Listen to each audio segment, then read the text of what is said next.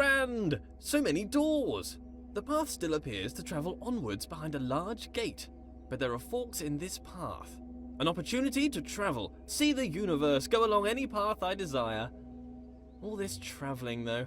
I would like a travelling companion. Someone to watch over me, help decide where to go, watch my back, keep me company.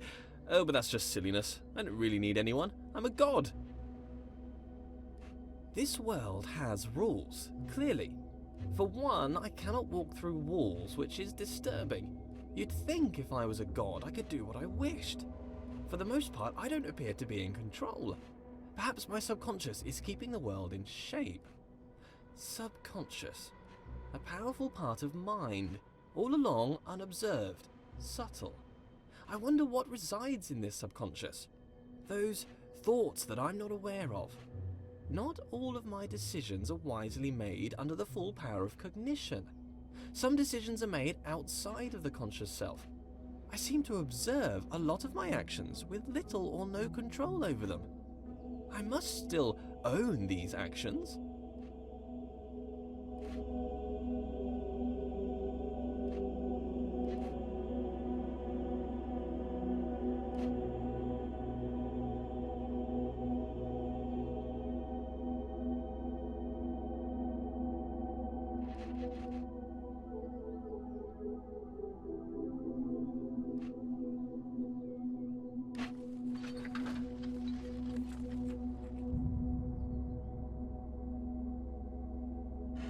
How does compartmentalization square with consciousness? This subconscious, what's that doing? Keeping secret knowledge. Even as a god, the idea of trudging through my subconscious is somewhat nightmarish. Some things best not known, even for the all-knowing.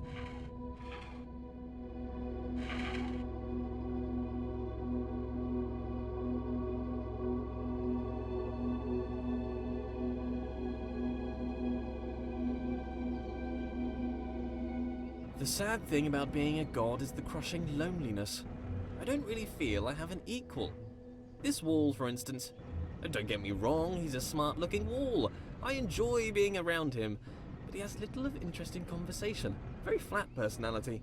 Like the bridge from earlier. Very anthropomorphized.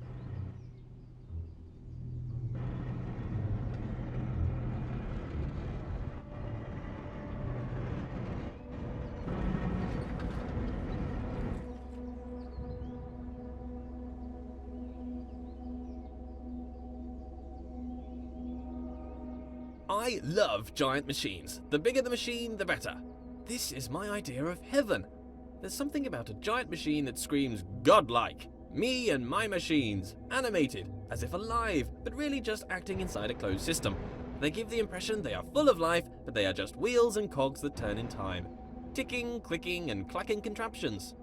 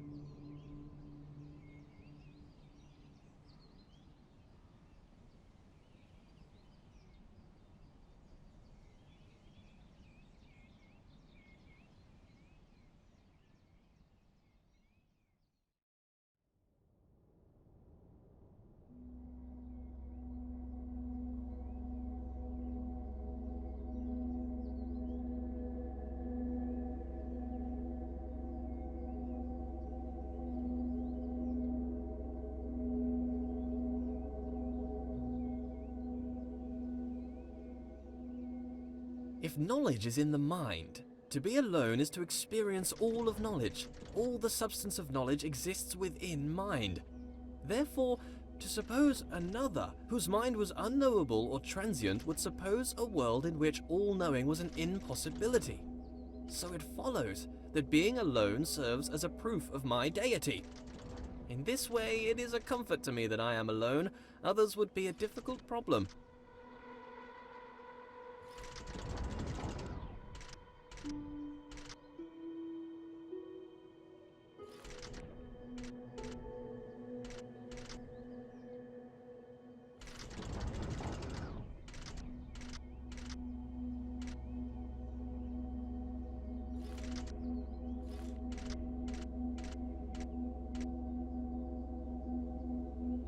A stairway to heaven made of fool's gold.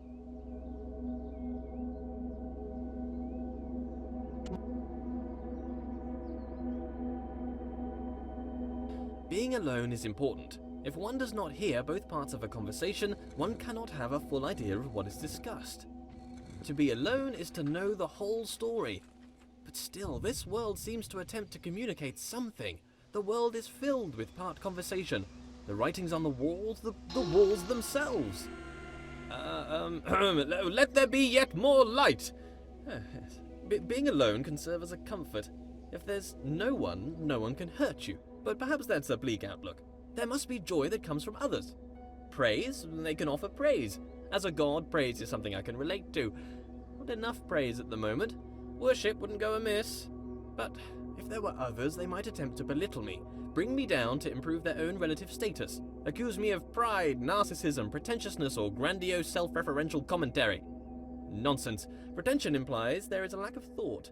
The pretense of thought. I've thought long and hard about how brilliant I am. It doesn't take a genius to see that I am a genius. Comparative statements are somewhat redundant where you're the lone wanderer of the universe. I think I'd like a goddess to share this with. We could walk around and talk about gold, perhaps waste away the time discussing how brilliant I am. She could bask in my intellect and compliment me on my immense wealth. Perhaps she'd look like me too. Obviously she couldn't be as handsome, that would be unthinkable. Could I create a goddess more majestic than myself? Could I create a rock that I couldn't lift? Well, apparently I can create doors I cannot open. What does a goddess do, though? Quite clearly, I'm busy doing all this god stuff. Walking about, thinking about stuff, solving problems, inventing problems to solve. Would she be my helper, or off doing her own thing? I'm a pretty big deal. If I had a goddess, I'd assume she'd want to be around me most of the time. But I feel like I'm too busy with all these challenges to possibly give her all of my attention. I mean, to be fair, it's likely to destroy her given my godlike intensity. Maybe I'd make her in my image. That would be amazing! 2 of me! Oh, we'd have so much in common! I'd quite like her to be lively. Well, first, she'd have to be alive. Being alive is somewhat a prerequisite for being lively. Not created life yet. I see as through a glass dimly, not knowing as I should know. More light. Slight obsession with light here. I'm done here.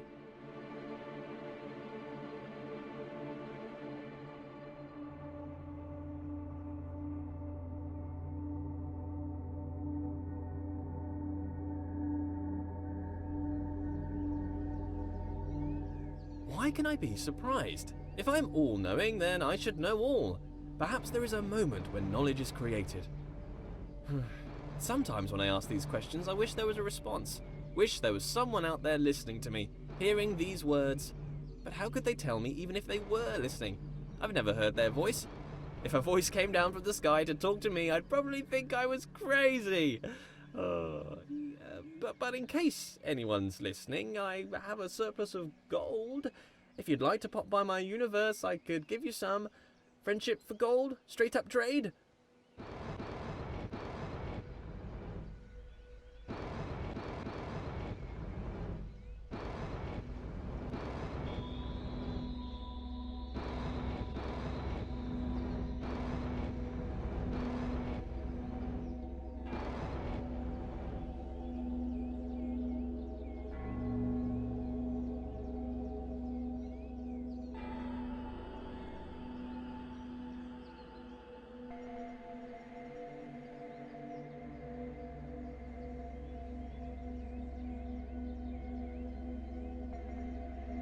That's this done. I make a lot of mistakes and missteps. Can a god make mistakes? A mistake is something unintended. Am I an imperfect god? Or perhaps I'm not a god at all. Oh, no. Let's not be silly. Of course I'm God.